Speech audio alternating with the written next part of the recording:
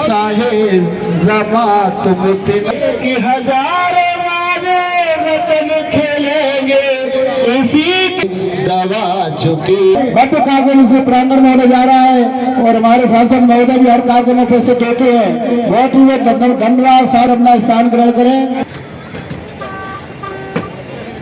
और धौलपुर राजाखेड़ा विधायक हमारे सम्मानीय रोहित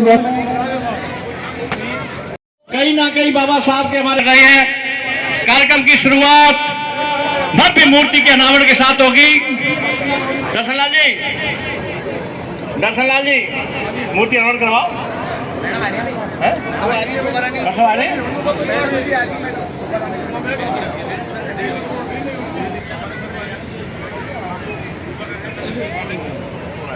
जुड़े व्यक्तित्व आपसे माननीय विधायक महोदय का स्वागत करें।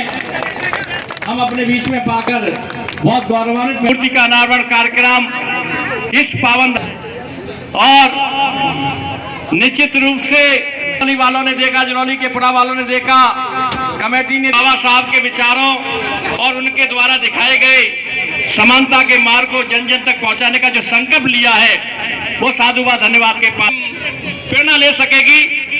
से पहुंचे अनावरण के लिए कुमार बाबा साहब को अनावरण कराएं।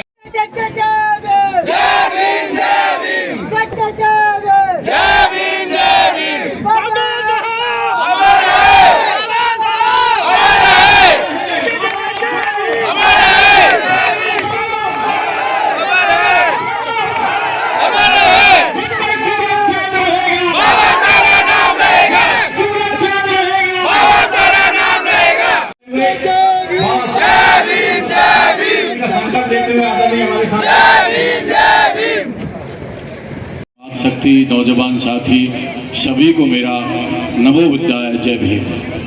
साथियों, तमाम बातें हमारे विधायक जी ने और सब लोग हमारे जगदीप जी ने आपको बताई है कि किस तरीका से इस मूर्ति को खंडित करने का काम किया गया।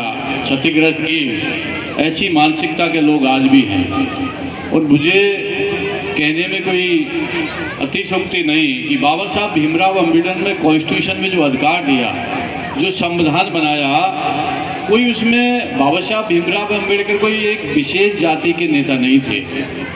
वो सर्व जाति सबरम को उस कॉन्स्टिट्यूशन में, उस संविधान में सबको अधिकार दिया है।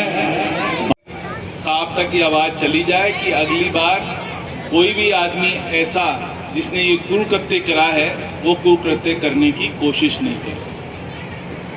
जय भीम, जय भीम, जय भीम। मंच पर विराजमान हमारे संसद महोदय, हमारी धौलपुर विधायक शोभा रानी जी, खेड़ा प्रधान सरमथरा, आपके समाज के अध्यक्ष सुवालाल जी, भास्कर जी और सभी जाटव समाज के प्रबुद्धजन, आज बड़ा पावन,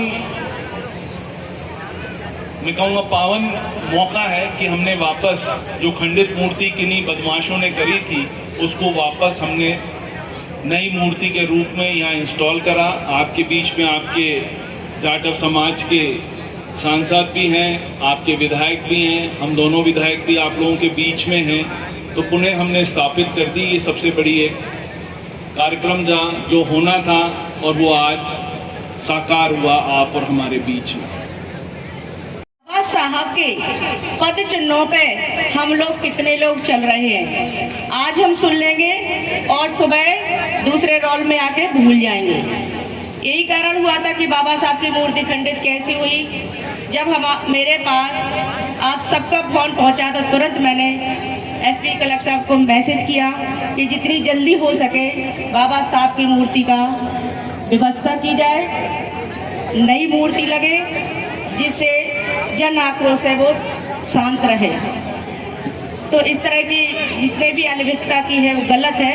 ऐसे विचार के लोगों से आप लोग दूर रहें और फिर भी इंसानियत के नाते उसे भी, उनको भी समझाएं कि बाबा साहब हमारे प्रेरणादायक हैं, हमें उन्होंने जो शिक्षा दी है जीवन में अग्रणी बनने की और समाज में आगे बढ़ने की, अपना सर ऊंचा उठाकर चलने की जो शिक्षा दी है उस पर हम सब लोग मिलकर अमल करेंगे। कहता हूँ बाबा साहब के 3 मूल मंत्र हैं। आज 135वीं जयंती बना रहे हैं हम उनकी। शिक्षित बन जाओ, संगठित रहो और संघर्ष करो। ये 3 चीज़। अभी आपको ईरान, इजराइल और उसका अमेरिका का युद्ध के बारे में बताया था। टेक्नोलॉजी, आपके विचार, आपके दृढ़ शक्ति, संकल्प, कितना ही बड़ा पहाड़ हो, कितनी बड़ी कठिनाई हो, आप सब उसको जीत सकते हो। तो उसमें से ईरान एक है। वहाँ शिक्षा है और वहाँ समानता भी है, सब कुछ है वहाँ पे। तो मैं तो आपसे एक ही बात कहूँगा कि शिक्षा वो शेरनी का दूध है, जो जितना पिएगा उतना ही दहाड़ेगा। तो इसीलिए आप लोगों ने ताकत दी बाबा के संविधान से। आज मैं एमएलए हो गया, सांसद साहब बैठे हमारे, जिनका मैं नाम लेना भी भूल गया था, हमारे लोकप्रिय सांसद। बाबा साहब की शक्ति का, बाबा साहब के चाहने वालों का अभी उनको ज्ञान नहीं है। बाबा साहब वो हस्ती थे। बाबा साहब इतना बड़ा संदेश छोड़ के गए हैं कि मैं इस तरह के नीच लोगों से आगे से अपने मंच के माध्यम से कहना चाहूंगा कि भविष्य में इस तरह की गलती नहीं करें।